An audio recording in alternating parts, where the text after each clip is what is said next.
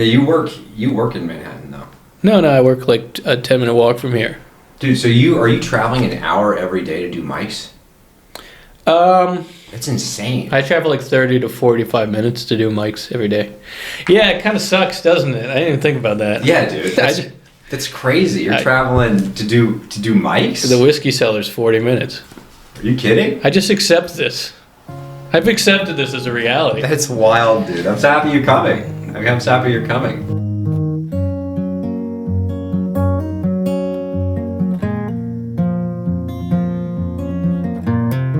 $10.50.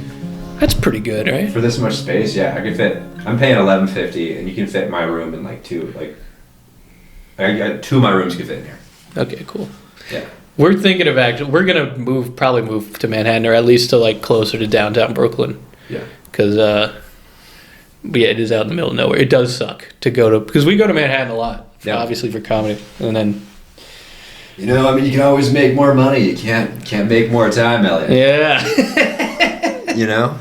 Damn, I just don't want to pay $2,500 for fucking rent. I know, dude. I know. And I'm excited to have you here. This is episode 5 of Starving Artists. Hey. My guest today, fucking host of the... I don't know why I'm cursing so much. Trying to be cool. Yeah. Fucking my guest here is host of the Drew Baker podcast. You want me to plug that? Yeah, plug it. Host of the Drew Baker podcast. Drew Brock Baker comedy podcast. Brock Baker comedy podcast. Host of the co-producer. Mm-hmm. Let's not forget Jared. And host of the Cheap and Filthy show. Yeah. At the Whiskey Cellar, which is it every week? Every month? Every other week. Every other week. Yeah. Which day? Wednesday? Sundays. Sundays are the big day, man. Sunday at 4:30 p.m. It's a prime spot. Why is it at 4:30? I don't know, man. They just had the slot. He has his like dirty burlesque shows at night. That room is just it's a comedy room, but it's something else. Like something else happens in there that's an interesting bar. It feels, and now we can cut this out of the podcast. It feels like organized crime owns the bar.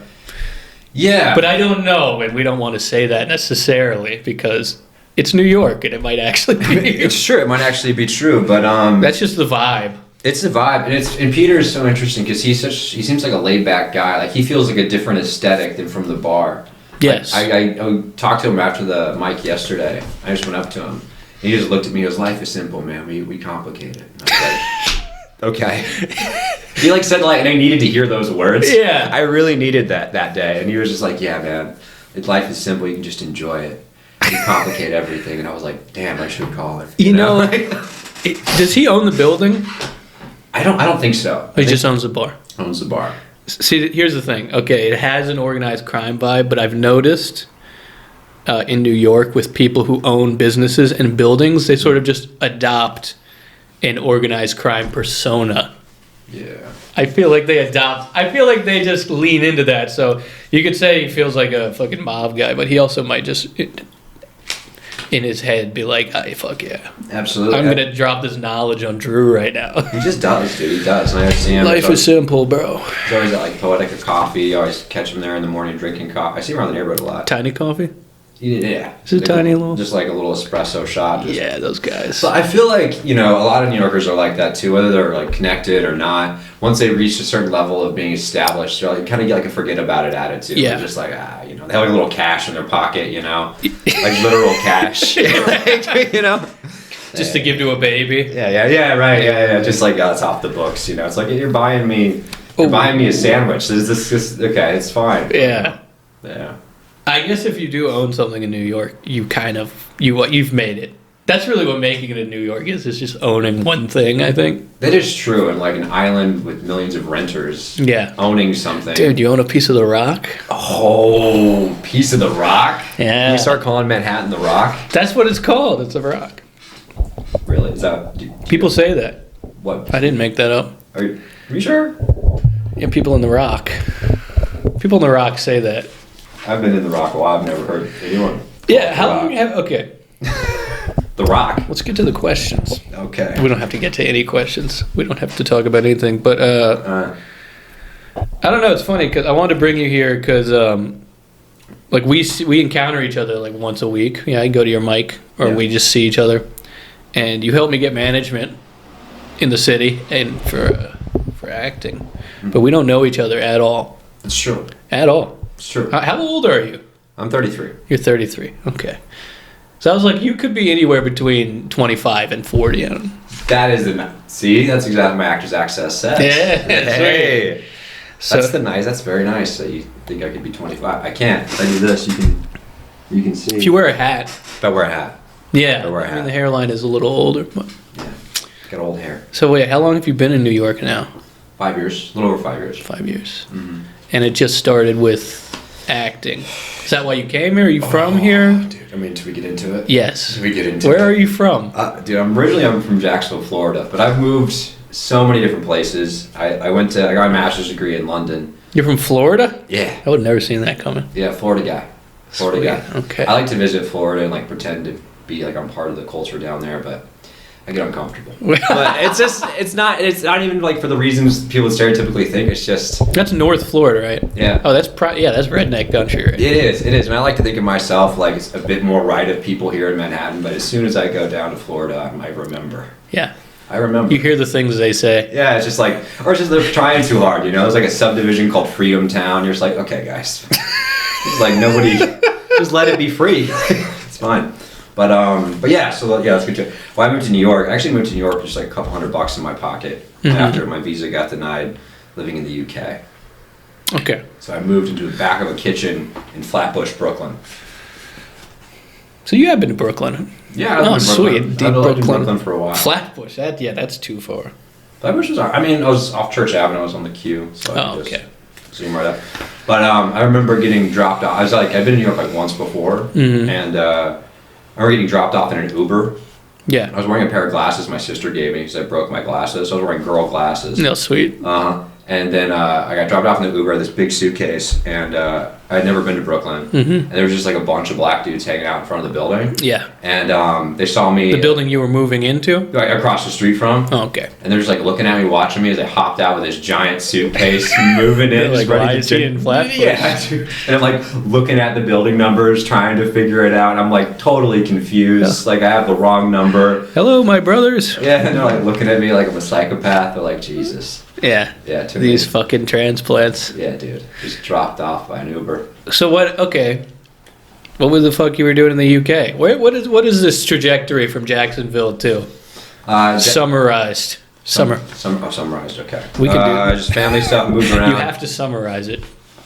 Write a book. No. Yeah, Jacksonville, Georgia, Utah. I went to my undergrad in Utah. Okay. Just because family moved, divorce, that type of stuff. And then I had studied abroad in London one semester, and I knew of a school out there that my teachers had gone to. Yeah. Called the Royal Central School of Speech and Drama. Yeah, part of the University of yeah. London. And I was like, I don't know. I like dropped out of my undergrad, and then like I did a stint in Florida for 9 months. Came back to Utah, and like I was like, all right, my main goal is to get into this school. Like I was just imagining it for like a year. You know, got my life back together, finished school, auditioned here in New York, got in, and then went to London. So that's. But then your visa was denied in London. Yes, it was. My entrepreneurial visa. So you got to London. Yeah. And they were like, no. Well, I got to London, got a student visa. I Yeah. set up like did a whole business plan that was like Adderall riddled. I wrote drinking beers on Adderall and was denied. But the reason I moved to New York, I actually moved to New York was thinking that there was a girl that I was really into. Yeah. And she was always talking to this Australian girl who's Australian and British, and she lived in London. Yeah. And we were in the same acting studio, and she always would talk about New York. It's like, yeah, I just want to go to New York or whatever. And I was like, great. I'll just move there. You should come. She never came. Just delusional dreams. Yes, dude. Oh, that's great. Yeah. So that's how I ended up here. So you've always been have you always been trying to study acting? Is that what you did in college, like undergrad? Yeah. It was like, so I dropped out of high school, then I got into the acting program at the University of Utah. Okay. And I didn't get my GED until I was like my junior year. I didn't realize you could go to college without a GED. I got government funding somehow. And then they asked me about it later, and I was like, I don't have one. Oh, they just didn't check. They didn't check. Oh, that's awesome. Yeah, that's the only They reason didn't check that you didn't graduate high school. Yeah, dude. I guess, yeah, when you apply to college, you're not done with high school. Right. You just, like, are in high school. And They gave me loans That's for awesome. lots of money. That's awesome. And they never even checked if I graduated high school. Do you have student debt? Oh, yeah. Oh, damn. Mountains. That's a bummer. Yeah, man. Well, I mean, you do one movie deal, $2 million, and, it's all gone. That's true. That's true. So, okay. Like, when did you decide you wanted to get into acting, though? What was it? Did you do theater in high school? Oh, yeah. Oh, you were a theater kid? I did, I went, I was in Tennessee, and the girl who got the lead in the play. Yeah. Was this all about following women? Basically, that's my whole life. Dude. Okay, cool. My whole life is the whole reason I got into acting. It's the whole reason I've ever done anything. Yeah. Was for women. You quote me on that. He's romantic. Yeah. And so I had a crush on the girl, and so I did the play, and I played Reverend Paris. I was hoping to play. It was the Crucible. I was hoping to play John Proctor so I could get the kiss. Oh, sorry. Yeah. Didn't get that part. Yeah. I played the creepy preacher guy, and but I really enjoyed it. And that's what I. Was that sophomore, junior year? Sophomore year. Was that scary? Because I remember I was in denial about wanting to do theater in high school in Louisiana because I was like, people are going to call me gay. Yeah. Dude. That's it. That was the whole thing. No, acting's gay. Yeah, it is. Acting's 100% gay. But it's like, in high school, that seemed like a bigger deal. Yeah. Like, I wouldn't care ever now. When you're in Brooklyn. Yeah, when you're in Brooklyn. When you're in Brooklyn, it's cool to be, it's fun to be gay. It's fun to be gay. It's way cool to be gay. Yeah, in high school in the South. Yeah. Not fun to be gay. So how was it being gay in the South? I kept it a secret that I did theater. How does that work? Because my friends just didn't care to. They weren't investigating me. They probably knew I was doing theater and just didn't care. They're just like, yeah. This is my paranoia. I did a theater class, and it's like the deal at my high school is like you do the theater class, there's a play at the end of the class. Okay. And the first time I did, it's an elective. There was no like theater program. Okay. But I knew I'd be doing a play at the end of the class. What show did you guys do? I'd just be like, I did theater. I don't know why I did it. It's fucking gay as shit, dude. Gay as fuck. Yeah, this class fucking sucks. But I don't want to do stupid ass painting. It's so. Oh yeah. That's how you justify it. You pick a gayer class. It was either that or I had to do sculpture. So fucking, I'll just put on some makeup. Fucking yeah. Don't even care. I refuse the makeup, dude. Oh yeah. Just washed out on stage. Yeah. Straight as fuck, man. Not sucking dick. No. Not sucking dick. What's that from? Not sucking dick. That's a Bill Burr joke. Yeah. Okay. Definitely is. It's a Bill Burr joke. Are you a fag bit? Yeah. I'm not sucking dick. Yeah. That's him and his friends how all men die at the age of like 65 or something. Yeah. They're like serving him pancakes or whatever. And he's like, no. If you stay in the South, it feels very true. Yeah. Yeah, you just watch football. That's your only outlet is football. Yeah, and like the emotional bonding that happens. You can get emotional about a football team. Yeah. And really you're just channeling the emotions of your life through the team. And now sports betting. Yeah. You do that? No. I did it when they had free bets for MGM Grand or whatever. I did their like $700 with the free bets. Paid my rent, actually. 1 month. Wow. Pretty cool. That's the dream. Yeah, dude. You lost it. Did you lose it? You just cashed out? I cashed out and got out, man. I knew I would be in there. Amazing discipline. Well, I had nothing else in my life going on except for football, just for drinking and football. Yeah. And so I was ready. What era was this? Was this in New York? Yeah, I was in New York too. I think, New York. My first few years in New York beat me down, man. That was bad. So it wasn't like a clean dive into New York. It wasn't like you got here, you started working your way up the ladder. Bro, it was crazy. No, I did get a job my first day here. Not an acting job, a serving job. Worked at this place called Sardi's. You familiar with Sardi's? It's this Broadway restaurant where like they made. It's where the Tony Award was invented and like all these celebrities and stuff coming. It sounds way cooler than what it actually was. It was like shit food. People that worked there had been there for like 20 years. Like the older wait staff were grabbing me. I was being sexually harassed by like old Egyptian dudes. It's always one of those jobs. Yeah, man. I remember doing that, and then I would go to the open calls in Midtown for the equity. Have you ever done like an EPA open call? Is that stage stuff? Yeah, theater. Yeah. I've always avoided professional theater. Okay, good for you. Yeah, because I did. you're getting. I just don't want to be tied to a play to be like do rehearsals at night. Yeah, it sucks. Anyway, continue. For a bad play, it sucks. For a good role, I guess I would. In fact, I had an opportunity to play a good role in Louisiana before I moved, but, dude, I did one professional play, and it was like, it's 3 months of every night. Yeah. You can't do anything else. Mm-hmm. And I had like 7 lines. So it's like I had to be there the whole time. Right. Like my character was present for most of the play. Oh, yeah, you were there. So I had to be at every rehearsal. There was no off day for me. Yeah. That's kind of interesting. That was like as an actor though, like being that person, it's just like your presence just kind of influences the scene, I guess. Yeah, I learned a lot, but it kind of scared the shit out of me. And then doing the play is terrifying. Yeah. I don't know. I think there's a big reason. I can't afford to do theater. Yeah. I really can't. Like even like top even like Broadway, they're paying like $1,100 a week or something. Like on a normal play, like even like a good contract is like $700. Yeah. You take that manager cut and taxes. It's like, dude, it's like 2 shifts for you at the restaurant. Yeah. It's crazy. So that's what you wanted to do when you started here. That's what I was trained to do. Okay. And that's what I wanted to do. So yeah, I would do these. I would show up. I'd wake up at like 3:30 in the morning, get to these like 5 a.m. I get in line. So how it works is that they put up this non-union list outside, starting at like 6 a.m. or 5 a.m. or something. I can't remember which time. And you had to like, if you weren't like in the top 5 on this list, there's no way you're getting a spot. Because what it is the non-union people show up to crash the union audition. And so if someone doesn't show up to their slot, then they let a non-union person in, or like they have like another program called EMC, or they'll let the EMC people in first, and then if there's no EMC people and there's no union people there, then what does EMC stand for? I think they're getting points to become union. Okay. And then outside of that is the non-union people. So basically, you get your name on this list, and you'd have to be there. So if they called your name and you weren't there, it's at 6 a.m. Yeah. Why do you think they do this to actors? Do you think it's because to punish? I think it's, at least they're letting them do that, I guess. Like, I think it like feels like a nice thing to do, but it also feels like a punishment. Yeah.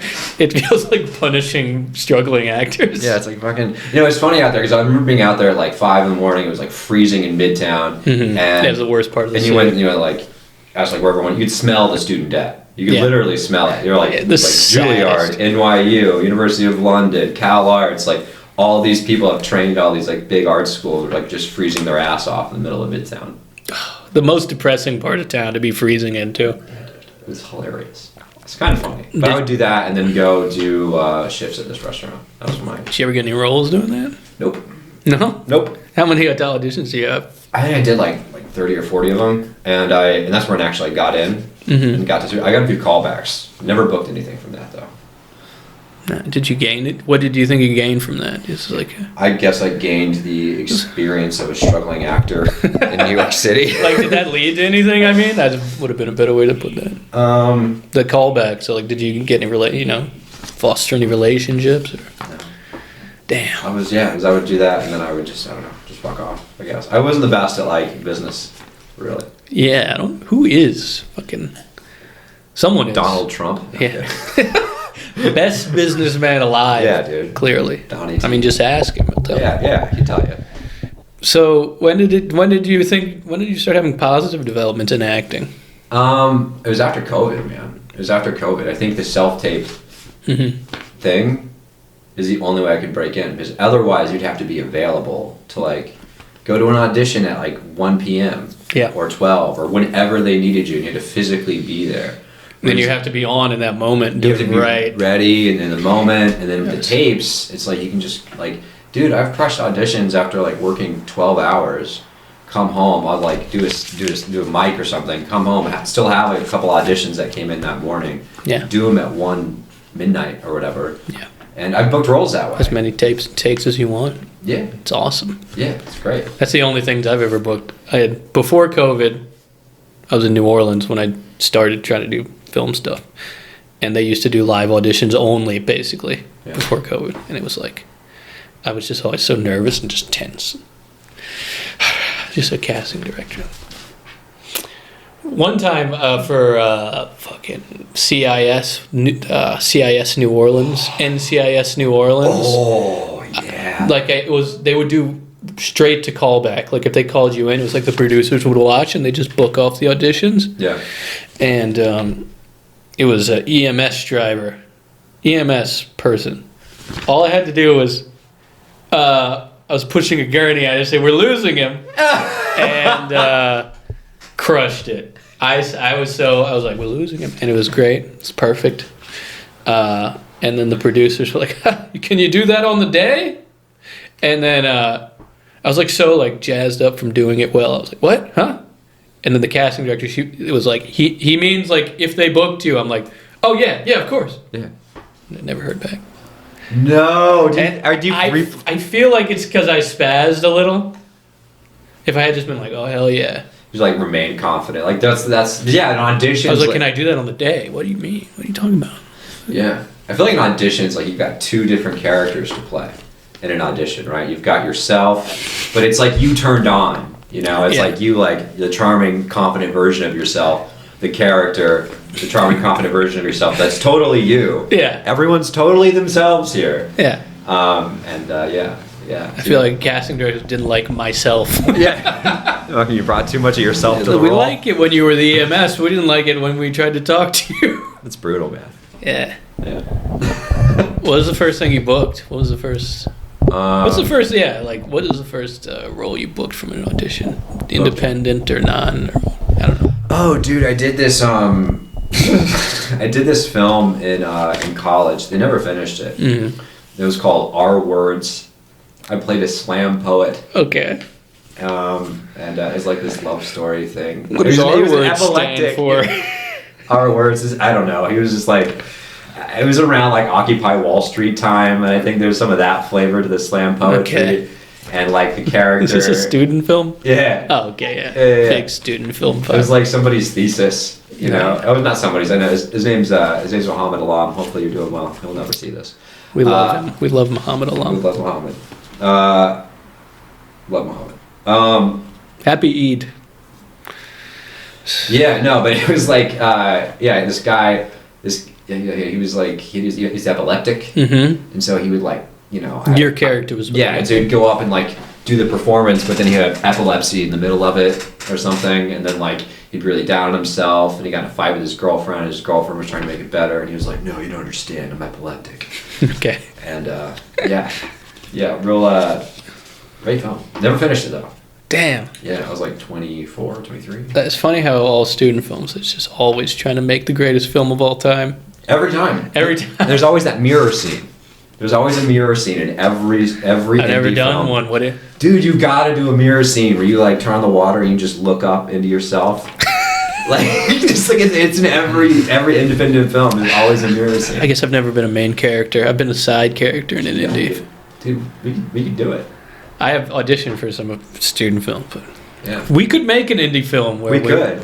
we could make the greatest indie film ever. That's a good idea. Oh my god, dude. To make the greatest student film ever. Yeah. That could be the whole premise. Is Exactly. it just student the film? greatest student film ever, and just like do all the cliche student film things that happen. Yes. There's got to be like some cigarettes involved. We have to stand up to the man, whoever that is. Yeah. So whoever the man is at the time. Yeah. Perhaps Israel. Perhaps Israel today. Perhaps we could make it. You know, maybe Gaza tomorrow. We don't know. We don't know who's gonna win. Yeah. No, but like you just had to break some kind of social norm. There's got to be a gay person, maybe LGBTQI. gay best friend. Gay best friend. A trans best friend. Now trans for 2024. sure. 2024 version would be trans man or trans woman. Maybe a trans woman trying to play sports. Yes. They don't want her to play sports. Exactly. And the main character, just like his dad doesn't get it. Yeah, the dad never gets it. Dad never does, dude. Yeah. Dad's so stupid. The dad, like, way over the top hates it. Yeah. Like, no nuance at all. Yeah. Just like, oh, no daughter of mine, or no son of mine. And he's like, oh no! He like messes up. Yeah, he's gonna play basketball with some girls. My son. Oh. No. Yeah. And at the end, he finally comes to terms with it, and he's like, you compete as hard against her as you would anybody else. Again, And like the end, it's just like him dunking on her. Oh yeah. Yeah. I'm proud of you, son. They hug it out at the end. Yeah.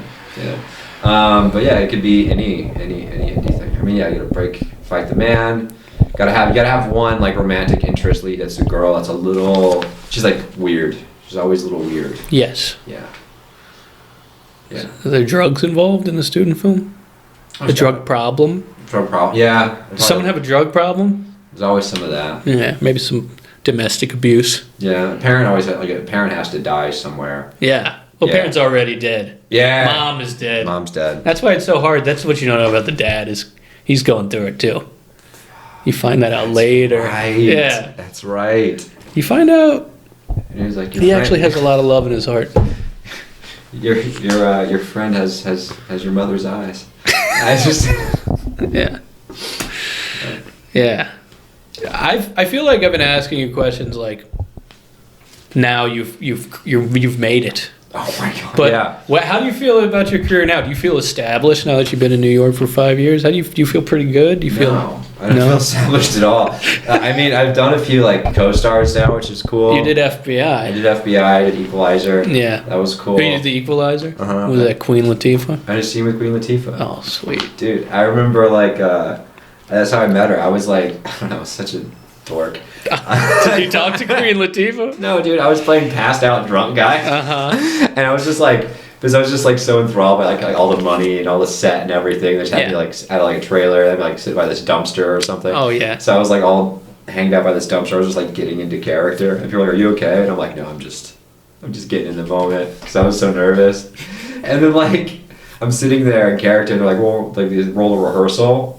And then Queen Latifah just comes up and kicks my foot. And I had no idea it was her. I wake up, I'm like, and it's like her, and then I just forget all my lines immediately. Just got starstruck for a moment. So we immediately had to do a take two. How many lines do you have? Just one or two? Like 6 lines. You had 6 lines? It was a full interaction.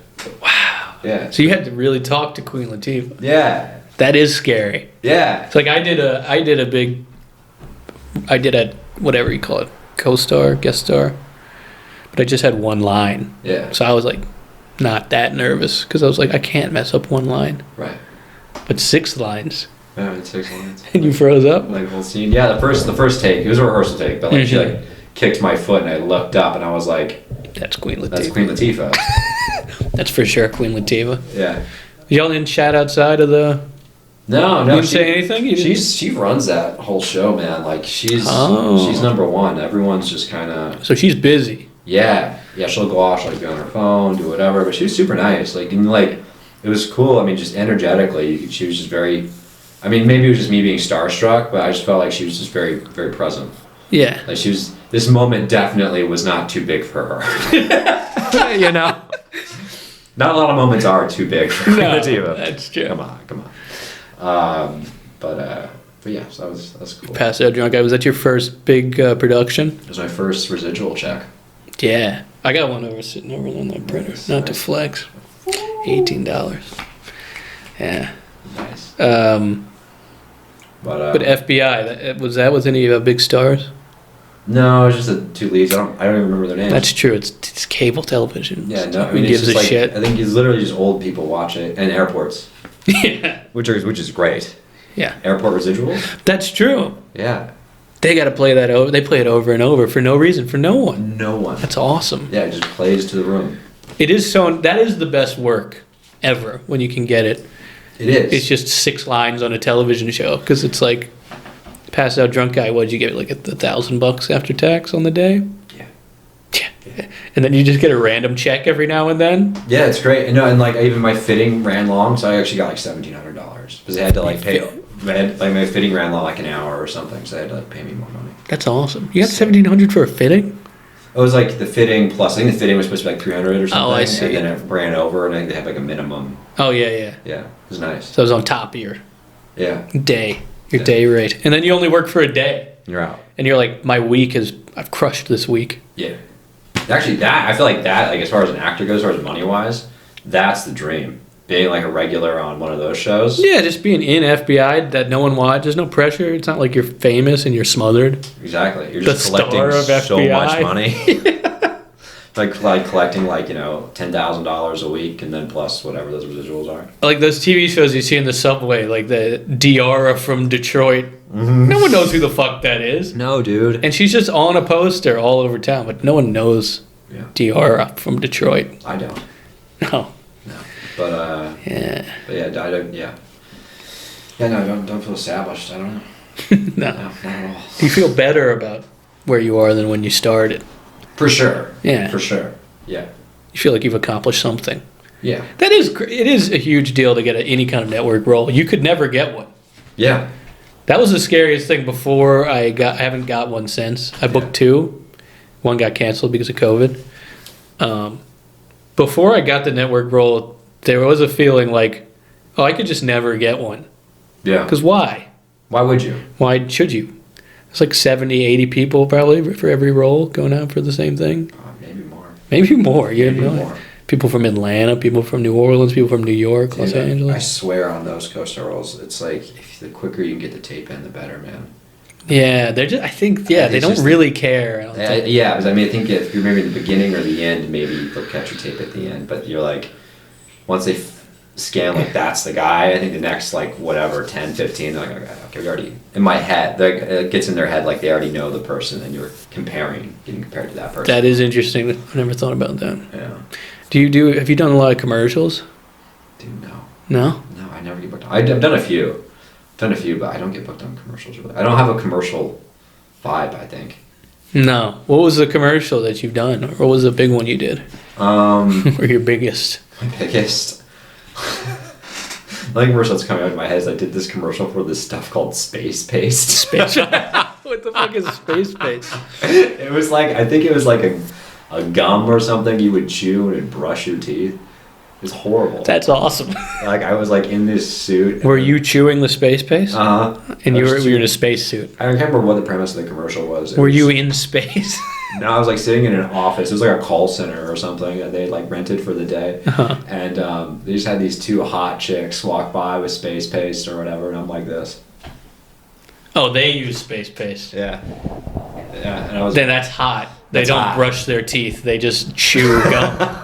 It's really hot. Bad. They're lazy. They spend the rest of the time just being hot, I guess. Hot people have got things to do, I guess. You can't be brushing your teeth. Yeah. You have to be an influencer. Right. You have to be making content. Yeah. You gotta be hot. You gotta get brushed up. You gotta get cleaned. Yeah, probably you gotta be working out. Brushing your day. teeth gives you cancer too. Yeah. I'm sure. I'm trying to get to the mind of an influencer. Do you brush your teeth? No, dude. I do brush my teeth, but I'm sure if I was an influencer, yeah, and let's say I'm doing affirmations every day, yeah, I'm reading mindfulness books. Yeah. I imagine you probably think anything like brushing your teeth gives you cancer, right? It's got chemicals in it. It's got chemicals. Comes out of a box. You have to affirm that you already have good teeth. Yes. Brushing them would imply. Or you have to use natural things from the earth. Right. Such as chew leaves or. Yeah. I wonder. I don't know. How people chew leaves. Question. I feel like low key hot people are gross. Like really hot people. Like super hot people. They are gross on the inside. Yeah. Like they probably Anyway, what was your question? What is an Elliot Hamilton affirmation? That's you're talking about. I don't even know what an affirmation is. When you wrote that down, you're like, read mindfulness books. I just would imagine they wouldn't brush their teeth. Elliot, you thought about this. What do you do? I swear to God, what's an affirmation you tell yourself? What's? Okay, give me an example of an affirmation. I don't know. You're gonna positive affirmation. I'm a great comedian, or people like me. I don't know. I am.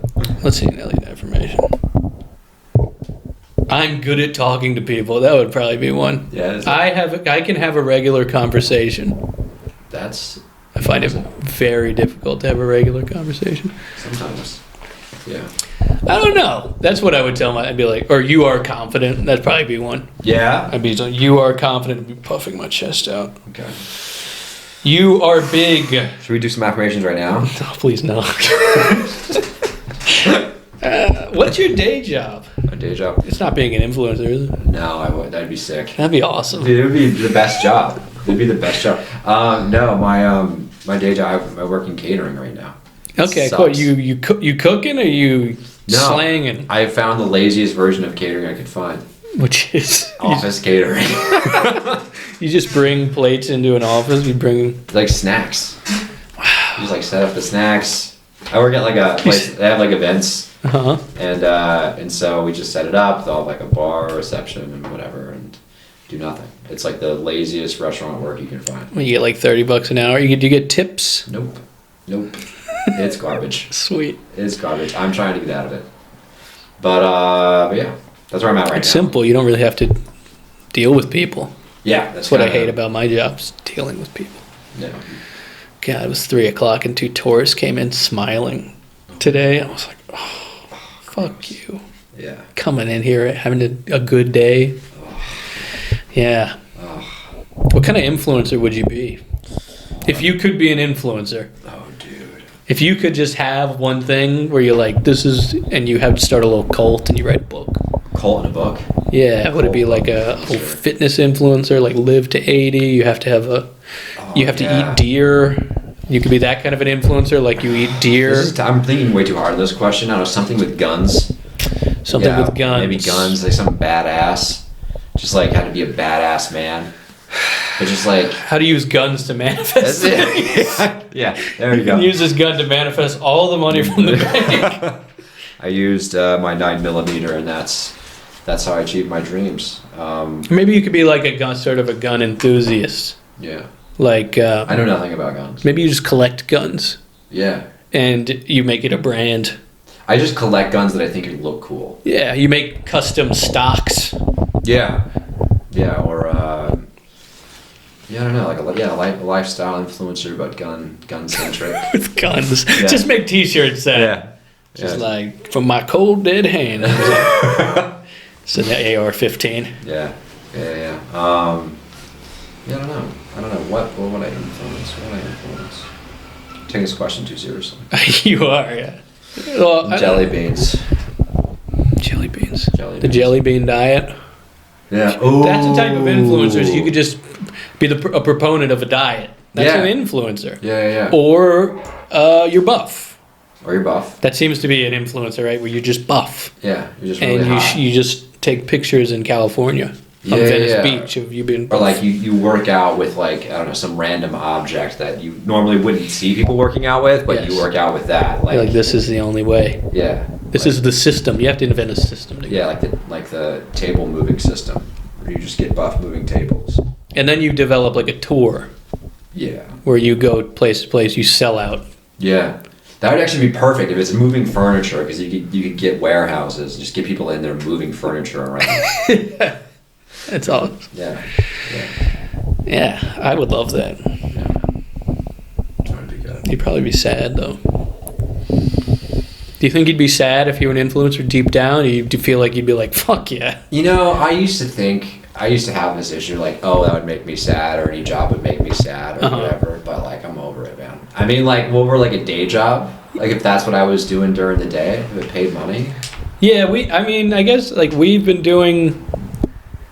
You longer than me a little bit. I mean, I'm 29, not young. But, like, we've been doing such stupid things already for so long to try and achieve a stupid dream, you know? Yeah. It's like, why not? Yeah. I can continue this. Absolutely. You learn that you can do this for as long as forever, yeah? Yeah. Yeah, just keep, I can get people to move chairs for a living. And then if you find that one thing that you get money from, you probably think like, well, we did it. We arrived. You manifested it. It is because I am better than everyone else. Yeah. You're like, well, it's because you believed more. Yeah, that's true. I've seen that people talk about on Instagram or whatever, or TikTok or whatever. You arrived at the correct timeline. That's right. Yeah, we live in like a multi-timeline dimension. And really, it's not that you're failing. It's not that you don't have it. You're just not on the right timeline. Right. In another dimension, you're crushing it. Right. In another dimension, you've made it. You've done it. You have all the money. You've got the beautiful life. Everything's great. Yeah. You're just on a different timeline.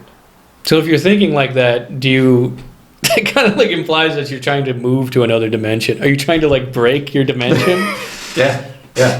You're trying to go into like dimensional travel, you know. That's so much to think about. Yeah, and you do it by what you said, the affirmations. That's what's so crazy about it. It's like I'm gonna go into my room, and it's like what it is the reason that you're not where you want to be is you haven't gone into your room, turned off the lights, lit a candle. You journal, you vision board. I don't vision board. I'm saying you should. I probably maybe that's it. If you're trying to reach the right timeline. Can you imagine? It's so funny how a lot of Instagram and like TikTok is like just magic. People love it. People love magic. People love the idea of like the magic fixing everything. Yeah. Like it's not your head. It's not the ruminations in your head. No. And you're imagining stuff. You're not insane. You're not insane. You're not insane. They're my favorite is I went through a breakup recently or whatever, and so a lot of these YouTube clips, I watched like 3 or 4 videos on it, and my whole algorithm got inundated with all this breakup stuff, and they're like, yeah, they're thinking about you. And then they're like, wait, they what? They are thinking about you. This is how they feel about you, and like here how they feel about you. Or like it'll be like a video of like basically the premise of the video is that like we're all like they're all connected, kind of like the Carl Jung thing or whatever. They take his subconscious thing, the collective subconscious, and kind of bastardize it and say no, it's actually like we're literally connected. You can literally feel what people are thinking. You can incept your ex-girlfriend into wanting you back. Exactly. With mind tricks. Exactly. That's crazy. Yeah. I need to get to this part of the internet. Yeah, dude. Welcome. I don't know what I'm going to do with it. Maybe get a club to give me a single spot. Yeah, is that what, yeah, I mean, how long have you been doing comedy for, man? Like 4 years. Okay, and why?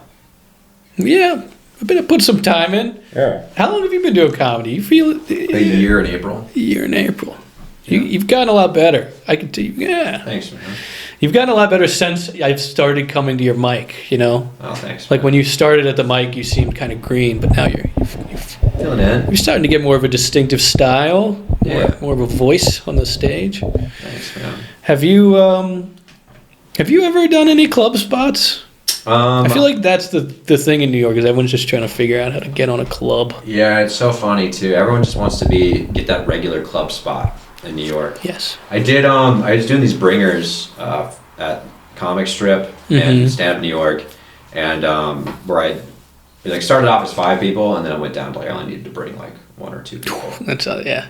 Yeah. A little carrot on the string. Yeah, exactly. I don't know. It may have worked out for some people. I don't know. I stopped doing it eventually because I was like, you know what? I'm going to just start my own show. Was the promise that you'd be a regular? No, it was like that was always the air and like.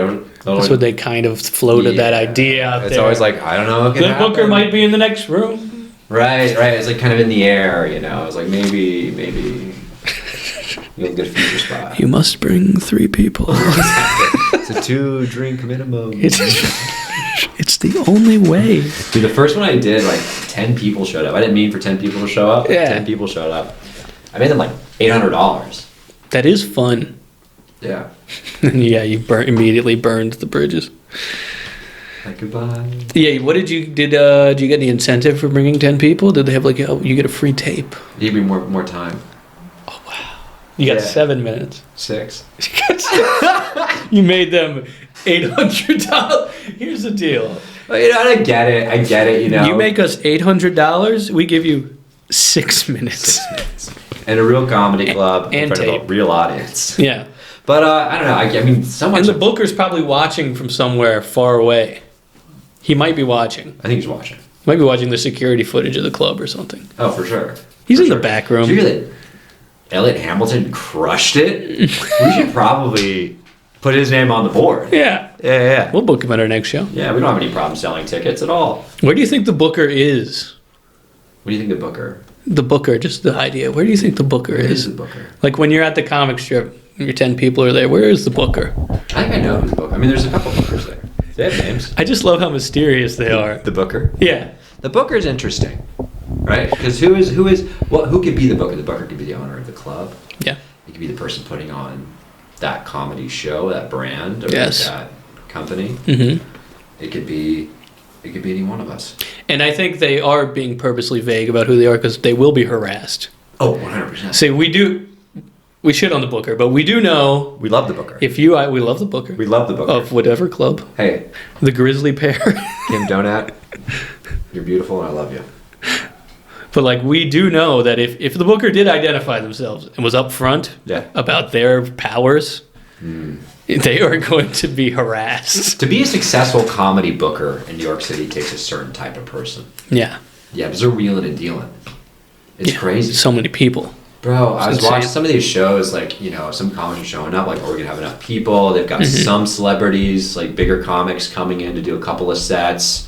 You know, we got to make sure if, like, you know, so-and-so's coming in, they better have a house of people, right? We can't, you know, burn that bridge. We can't have John Oliver pop in and then no one's in there. 3 people. It's pressure.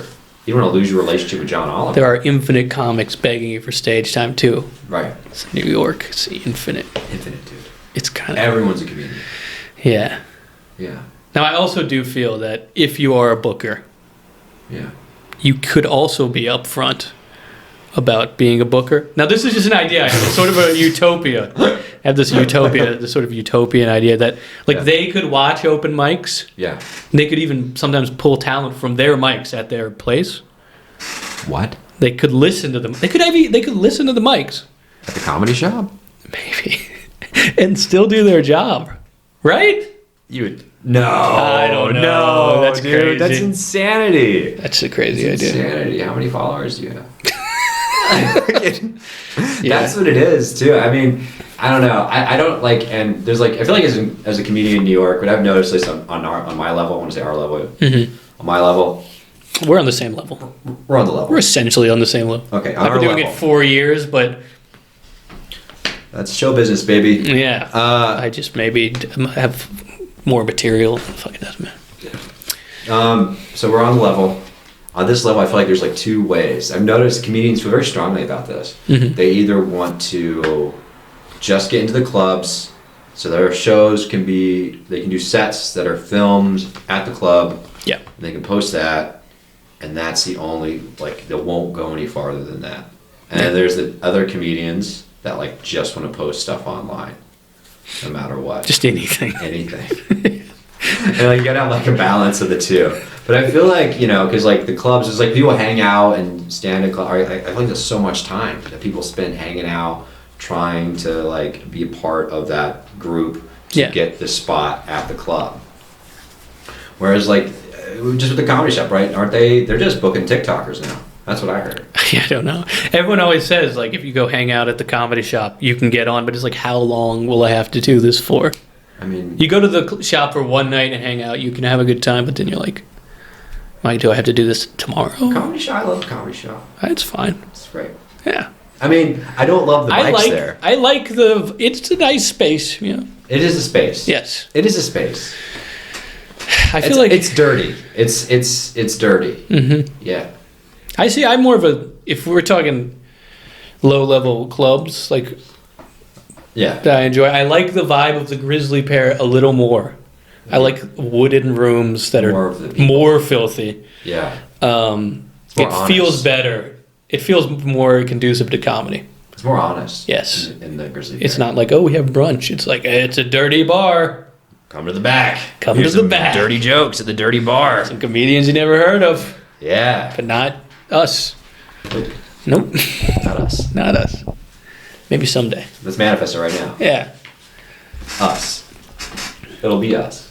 I will headline the Grizzly Pear. That's when I'll have made it. I'll be satisfied. I will open for Elliot Hamilton at the Grizzly Pear. Oh, wow. If you're lucky. Fuck you. No. I'm going to find some TikToker to open for me so then they can take me on their stupid TikTok tour. So they can sell the tickets. Yeah. You can sell the tickets. No, when they go on tour to crush every room, I'll come with them. Yeah. I want to come back to this. Are your parents from Jacksonville? Yeah.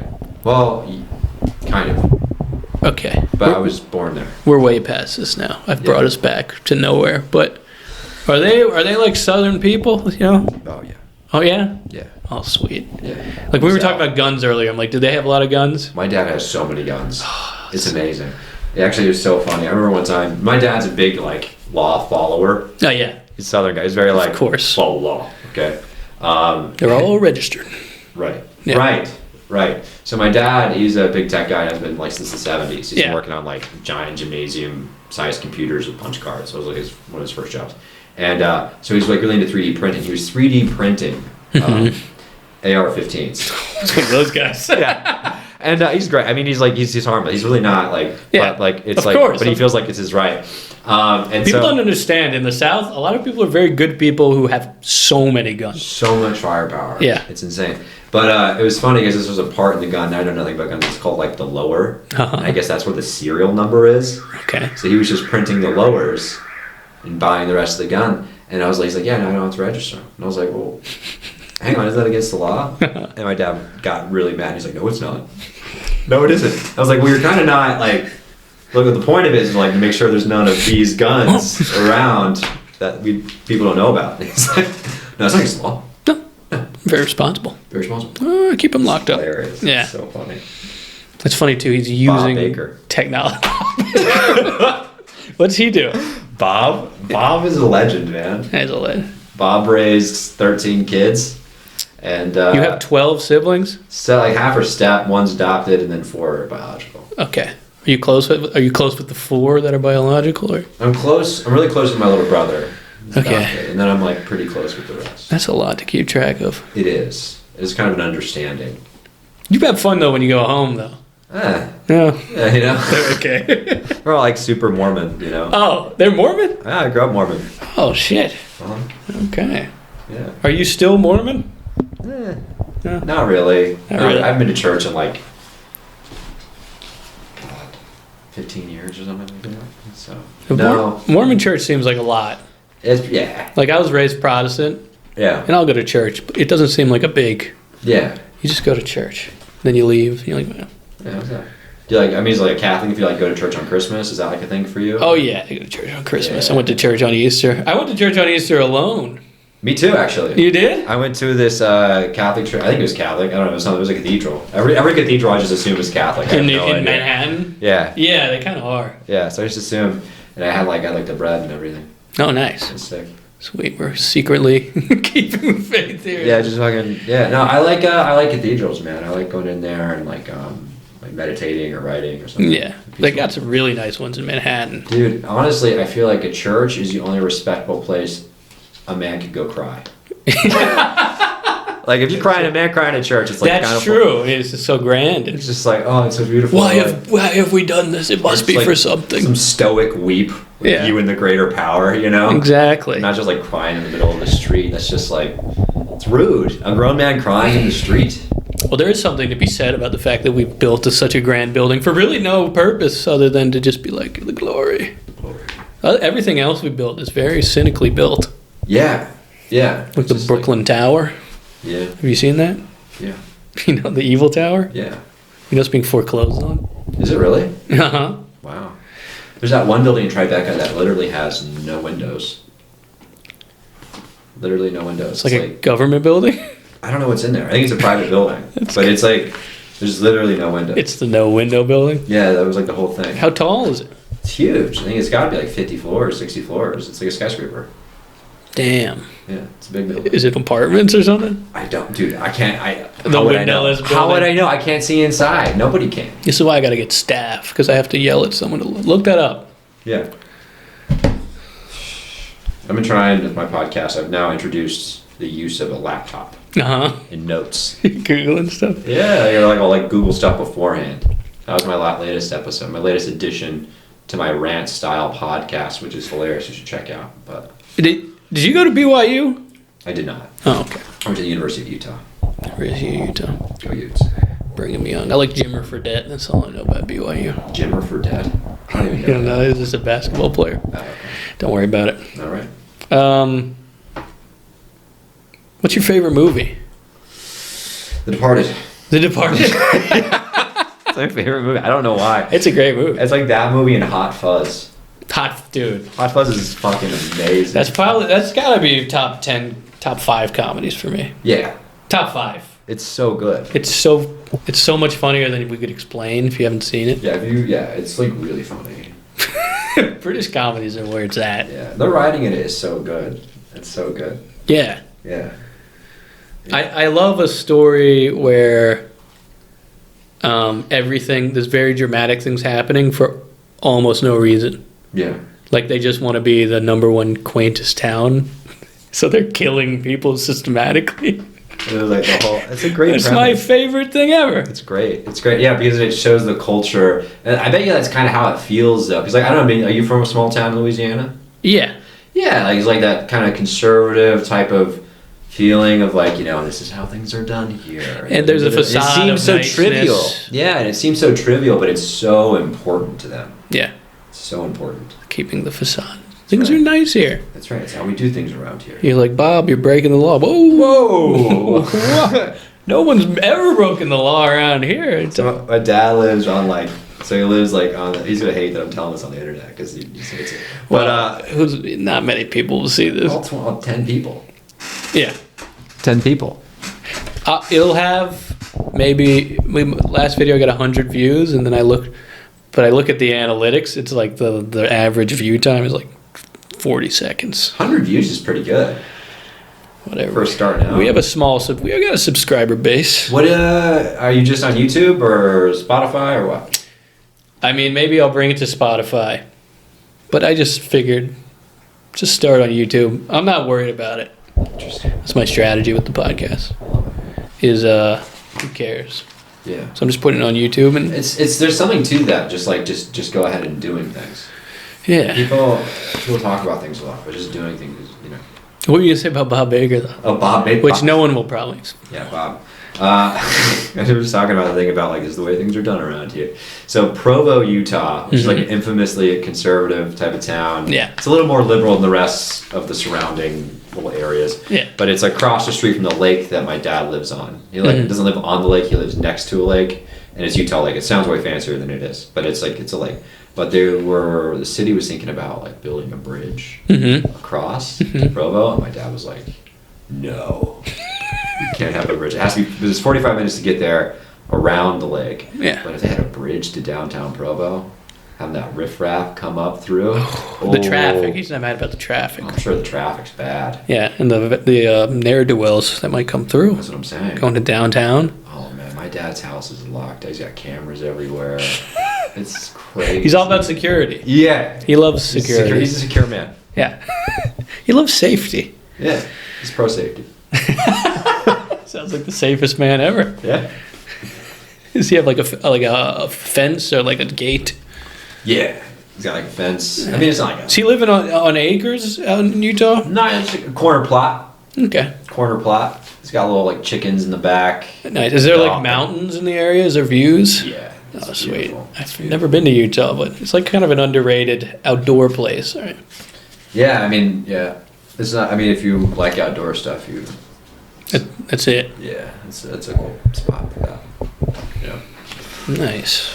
That's Bob Baker. Yeah. The Departed. I can talk about. Yeah, The Departed. Love The Departed. I do love The Departed. I can't say it's my favorite movie, but it is a great movie. I don't know why it's my favorite, and there's no real reason why. I just like it. I just like it. I feel like they used a lot of star power in a very good way. Yeah. Like they have so many stars, but you think they all contribute in an interesting way. It's not like they just stuffed the movie with stars. That was a great take. Oh, thank you. That's a great take. That's my first You're good absolutely take. right. Well, yeah, you have DiCaprio and Damon and Wahlberg and Alec Baldwin, or is Alec Baldwin, Jack Nicholson. Is it Alec Baldwin or his brother? That's Alec Baldwin. And there's Martin Sheen. No. Martin Sheen, the older guy. Martin Sheen. No, it's Martin Sheen in it. It's not Alec Baldwin. I think it's Martin Sheen. No, it's Alec Baldwin. Okay. You're probably right. Probably my instinct was right. But yeah, they're all in it, but they're all... I just got very defensive over that. Well, I don't know. I'm fucking right. No, I really just... They're all easy to mix up. Yeah. But they're all interesting. Yeah. They're all real characters. They all have great parts. They're all playing characters. Yeah. Well, Mark Wahlberg's the best in that. He wants to fight everyone. Yeah. That scene at that one where he's just he's like, how's your mother, how's your father thing? And he's like, how's your mother? Tired from fucking my father. Yeah. Yeah, whatever. It's a great line. Yeah. I always like movies like, did my phone buzz? The fuck is that? I always like movies like that because it's like you just never think about stuff like that. You never think about stuff like that going on. Like I don't know, maybe being raised in the South where it's like a big like, oh, the cops are great. Yeah. The idea that you have organized crime planted in the cops, like that idea had never even occurred to me until I watched The Departed. Okay. And I was like, there's dirty police forces places? Guys, did you hear about this? Guys, what? It's fascinating. They're not breaking the law. I had this conversation with somebody earlier. I was very young when I saw that movie. I didn't know. I think people people forget with cops or whatever. They're just like, imagine like any other bullshit job. Yeah. Yeah. How people act like in almost at every job. Like there's people that don't care. Some people phoning it in. It's the same people. There's some people doing it way too hard. Yeah. Oh. And there's some people who don't care. Don't care. Yeah, they're just there for the pension. Yeah. And the car or something. Yeah, and the Charger. The power. The Charger's probably cool, I guess. Yeah. I don't know if it'd be cool. You gotta have a certain personality. You can't just phone it in. You know what's funny though? Like I always think like, oh, I'm like too much. I feel like I'm too much of a pussy to be a cop. And then I see some of the cops walking around. And I'm like, well, maybe I could. Yeah, like if you, I was just hanging out in a subway station. Yeah. Sometimes they're texting. That was good acting. Thank you. That was great acting. Did I embody a cop for a moment? They look bored. They're bored. They're looking at their phone a lot. They're waiting. They just have the gun on the hip that's like cocked to the side. Someone tries to jump the turnstile and they're like, oh! You don't even have to give the ticket. You could just let them off with a warning. No, because they like, you know, they inadvertently... I was talking to an ex-cop. They do have the quota, right? And so like... Yeah. They kind of just choose and decide when not to enforce the law. They do, and they do rely on that money. Yeah, like if you're a big, probably imposing, scary person, and the cops probably just like, nah, I'm just gonna, you can do whatever you want. Yeah. Oh, next time. Next time. But then, yeah, you see someone who, fucking college student. Right. You look Ticket. approachable. You look approachable. You look like you're not gonna yell at me, so I'm gonna go ahead and ticket you. We're going hard. Yeah. Right. Big ticket. Yeah. I always felt like that. Like I'm easy to ticket. Cops will be like, you got comply face, 100%. Comply face, you can hurt me face, vulnerable face. I think cops take vulnerable. Definitely that you're just gonna go ahead and be like, all right, thank you, officer. Yeah. Do you say officer? No, I don't say officer. You don't say officer? I am a little resentful. You're from the South and you don't say officer? I'll say sir. Okay. Or ma'am. Do you say yes or no, sir, with your parents or with like people in authority? No, they tried to enforce that for a short period of time in my childhood. There was a sir moment for like half a year. Yeah. And I think they didn't like it. They were like, this is weird. We shouldn't. Like my mom was like, you call your dad sir for like 3 months. Yeah. And then it just disappeared. Wow. It's interesting. I wonder what they were just trying something new. They're like, we're gonna start with the sir thing. They're cracking down on you. Yeah. And learn some respect. I wasn't a bad kid though, so it didn't matter. Good for you. Were you a bad kid? No, but I did have to do the yes sir, no sir. No, sir. I remember the times I didn't say it's bad. Not like bad. Okay, whoa guys, whoa. It wasn't like bad. But like I'd be in trouble. I definitely had to say yes sir. Did they spank? You didn't get spanked? I didn't get spanked. My parents made a point not to spank. This is why you seem so well adjusted. Maybe so. Yeah, it was weird. You seem fine.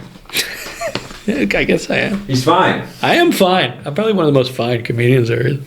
Yeah, you seem rather fine. I mean, why? Because I always had I had a theory that people like don't want to be comedians. That they just like comedy kind of happens to them. Or like now I'm doing this.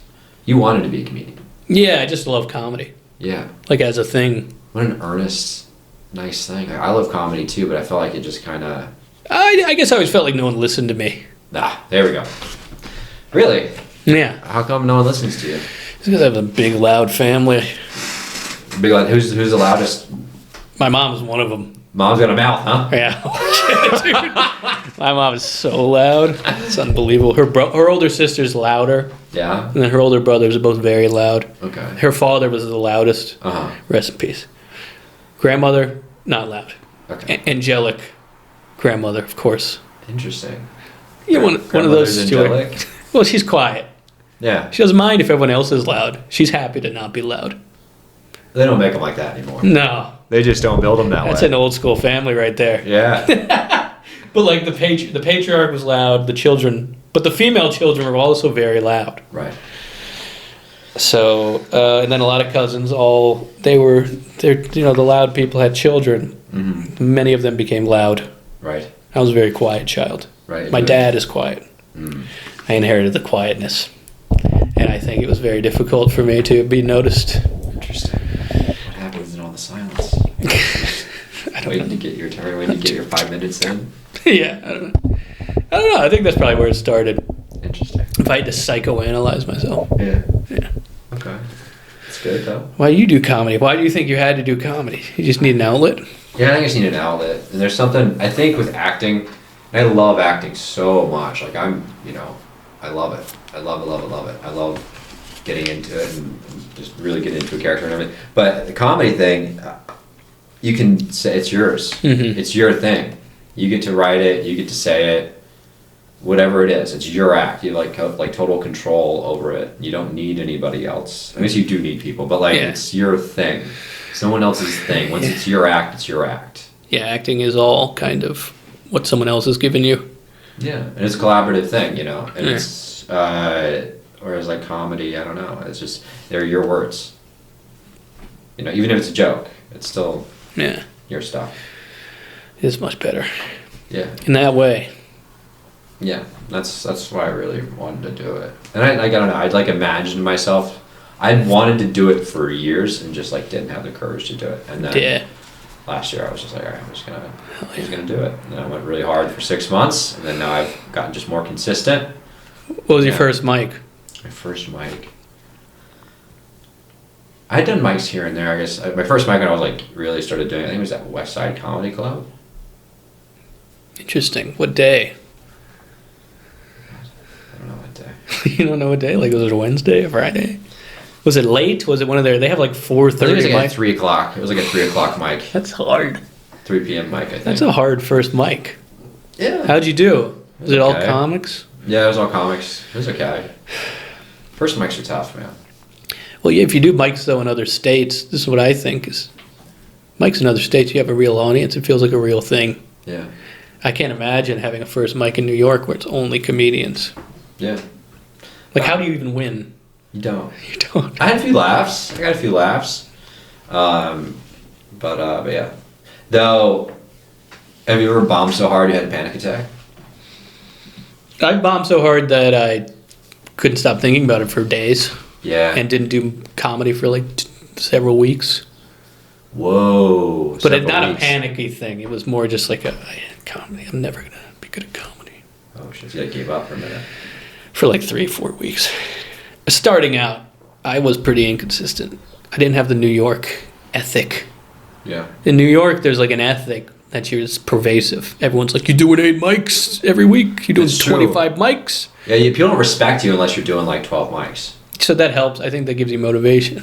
Yeah, because everyone else is doing 12 mics. In Louisiana, I was doing mics once a week, every other week. And it was no one cared. Yeah. No one was even you're not doing enough. Right. And they were just yeah, that's good. You'll make it. Oh, yeah. You'll make it. No. This is fucking... 1 mic a week in New York? I did 3 mics last. I did 3 mics today. Yeah. Today. This morning, before noon. You're when were they? Yeah, dude. It's so tough to keep people... With that, I get it. It's so tough to when you're trying to run a mic, to get people to come and to stay. So it's because it's so ridiculous. It's you have it's a rotating door, right? I did feel that. I didn't even think about that. It's so tough. I mean, when Erin started signing people up this week for her mic right after yours, that it really hit me. I'm that's so fucking annoying that it's just no, we're ready for the next mic. It's the no respect for the show. There's a mic going on right now. Can't we pretend it's a show? Let me just get my mic in. Yeah. It's I get it. I totally get it. Get me on the list. I was doing it. I was standing up. I was yeah. I completely get it. But yeah. I mean, that's why the comedy shop's what it is, I mean, it's got that. I love it, and I also hate it. Where it's people are coming in at a certain time, and then they're leaving. You just have people staying for 2-3 comics before and after them. I generally feel is kind of what happens over there. Yeah. Yeah. Which is tough when you're trying to get a real audience, because there is a huge difference between, a room full of comics that's seen all your material. Yeah. Versus, and are friendly to you. Right, who know you. Yeah. So it gives you a context of like, oh, what this person says. Mm-hmm. You know, versus like an audience, which like they don't know anything about you. They haven't heard anything you've ever said before. Yeah, it's way different. Yeah. How many mics do you do a week? Like 5. I don't do that many. 5. Yeah. In Louisiana, that'd be a lot. Yeah, I don't do that many. I think hosting though for me has helped me a lot. Hosting that one mic, because I get up there a lot. That is good. I get like a lot of like time just getting comfortable in front of people. It's funny, you do 5 mics and that seems fine, but like try telling that to any comedian. I know. I know. No one respects me. You would never say that. I have to lie. I say like I do 10 mics. 10 mics. 10 mics is the only amount that no one will. People will be like, okay. Okay. Yeah, 10's like it's not enough to like really be like, oh, they're really doing it. But it's enough to be like, okay, I see you as like up here. I do 7. 7's not bad. My goal is to do 10 every week, and I usually end up doing about 7. Do you want a day at least? I try to do 1 a day. I try to double up when I go out. Yeah. Usually I'll end up around 7 to 9. It's not bad. I don't usually get 10. Oh. But I tell people I'm like, I do 10 a week. Yeah. Because it's like, then people be like, okay. He's one of us. He's one of us working 10 a week. He does like really mics is Zach Dionato. Zach Dionato does all the mics. How many mics does he do? I don't know. I feel like he does a million. I've seen him at every mic. I see him at every mic. He's everywhere, dude. Yeah. Guy doesn't stop. Pops in. Yeah, looking hot. Yeah, he just pops in. Looking hot. And fucking Zach Dionato. Talks about his low sex drive. You're like, okay. Yeah, shut up. Yeah, whatever. Yeah, whatever. I believe you. Yeah, that's like the most believable thing. He comes in. He is a model. It's very obvious. It's so obvious. Shout out Zach DiDonato. Yeah. Very funny man. You're hilarious. Thin Crust Comedy, once a month. Once a month. The Comedy Shop. 10 o'clock, Thursday. 10 p.m. This Thursday. I don't know what day it is. Oh, we've got the Cheap and Filthy Comedy Show. 18th, the 18th. 18th? I saw the poster. Wow, 18th. I'm shouting out. Comedy. Are you on the show this month? No. Oh, okay. No, I don't know. Just wanted to shout it out. I saw it later. Connor Mead's on the show. Dave Namry's on the show. Connor Mead's great. Connor Mead is great. Dave Namry's a real loose cannon. I love Dave. He's great. I love watching him. He's the best to watch at an open mic. An open mic? Yeah. Crushes. Because you never know what he's going to say. Yeah. That's the best. Yeah. And clearly kind of an insane person.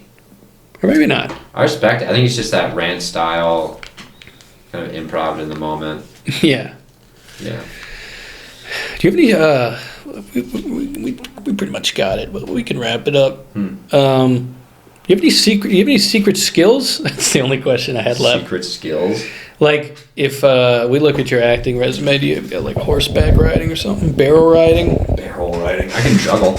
You can juggle? Yeah. How many balls? Everyone always asks that. Just 3. I always feel less than anytime it goes, how many? It's like, juggling 3 is pretty cool. That's the minimum. Yeah, and I can juggle for a long time. Pretty effortlessly. That's cool. Yeah, just it's effortless 3. Yeah, and effortlessly 3. I can just talk to you and juggle. You got play any instruments? No, dude. No? No. You make wood carvings? Taxidermy? No, I got into boxing the past year and a half. It's a lot of fun. Were you a boxing fan or you just wanted to do it for the challenge? Yeah, I just wanted to do it for the challenge and I've gotten into it more. Yeah. There's another thing I always wanted to do. And then just like made up excuses that I couldn't do it for whatever reason, and then started doing it. Yeah, I don't live close enough to a gym. I have to bike to a gym. It's like a full 15-minute bike ride. That sounds like it'd be impossible. Yeah. You should be. That's what this is about. Actually, you should become a fighter. Yeah. Elliot Hamilton. Do you have a favorite fighter now have you watched professional boxing now? I've watched not a lot, but yeah. I mean, not really. I don't have a favorite. Favorite's a strong word. It's very hard to get into pro boxing. Yeah, I feel like I don't know. I wish I liked watching the older fights with like Mike Tyson and stuff because they're huge. The heavyweights are kind of more fun to watch. And he was like transcendently good at boxing. Yeah. To whereas like 2 people who are evenly matched, it's kind of hard to watch sometimes. You don't know what's going on. It's kind of cool. The more I've gotten into boxing, the more I can see kind of what they're doing. Slows it down. Yeah, which is kind of cool to see. You watch 2 featherweights though, it's like I have no idea. There's no bone crushing. Yeah, no one can. You can't even hurt each other. Yeah, it's like, I need someone to be separated from their consciousness. Yeah. Only briefly though. We want to see them get up. We do. We do. It's not fun anymore if they die. It's kind of funny how there's that thin line between if they're going out on a stretcher, everyone feels bad. Yeah. But if they, same thing, they fall, back of their head slams against the canvas, but they get up 5 minutes later and they're like on the stool like this, we're like, we're great match. But, yeah. We're good. What a warrior. Yeah, it is interesting though, because that's a good point of like, because people love it. They love the violence. Yes. They just don't want anyone to actually get hurt. We want to see a little hurt. Yeah. Not life altering. You want to see Mike Tyson knock someone out. Yes. 100%. Yeah. Is that your phone? Sorry. No, I don't care. I'm just like, have I been missing urgent things? There's nothing urgent in my life, but. What? Just got a message from Hetty Raw. Oh, sweet. Speaking of people who improvise and are crazy. Jesus Christ.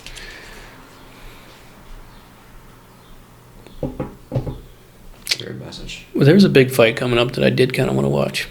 What's that? Do you know Ryan Garcia? Oh yeah, that one. He's a big flashy boxer.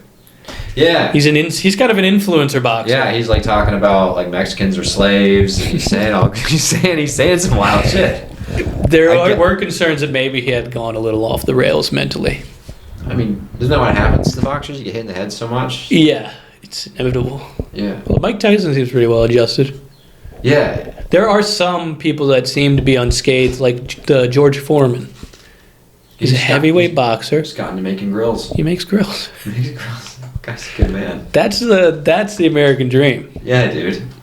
Knocks people out, get married, make some grills. It's like, boxing is dangerous, of course. Yeah. And it's like when you've sparred, when you get knocked around a few times, you feel bad.